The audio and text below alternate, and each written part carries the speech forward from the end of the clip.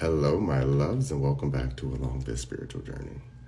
So, I'm not going to lie, it took me about a week to get back to this question because it was very eye-awakening for myself because I was like, wait a minute, I never thought about it that way. So for those who don't know what CPTSD is, I pulled up the definition. So it's complex post-traumatic disorder, where it is a condition where you experience some symptoms of PTSD along with some additional symptoms such as difficulty controlling your emotions, feeling very angry, distrustful towards the world.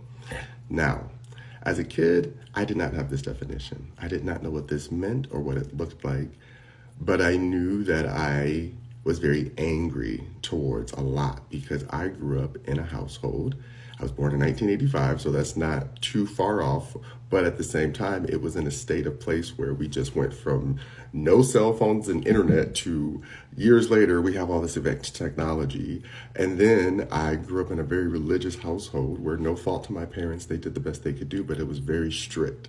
And it was all about being disciplined and not being disrespectful and knowing how to talk to certain people outside the house. Like our parents trained us on how to talk to people outside the house so that we would not look or sound a certain way, which as a kid, you don't know why because you haven't lived enough life to experience why. But my parents were training me for something more that now I understand, like, this is why, because the world is very cruel when it wants to be and very stereotypical when it wants to be. And unfortunately, I had to grow through a lot of other people's emotions and triggers to understand myself as an individual, but also as a part of the bigger community and collective consciousness society.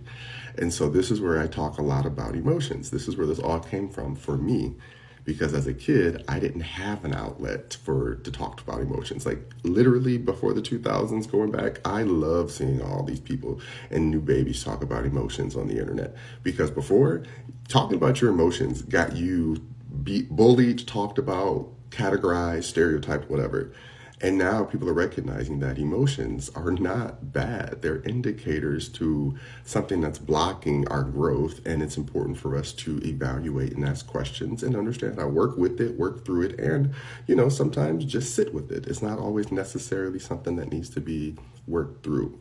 But I appreciate and love this question because it made me realize, no, I'm not making light of the situation or self-diagnosing, but I can see how when you're stuck in an emotional state of someone else's control, it is hard to see outside of that. And so it took me a lot of emotional work, but I got to this place of understanding that it takes time and you just have to be patient with yourself. Love ya.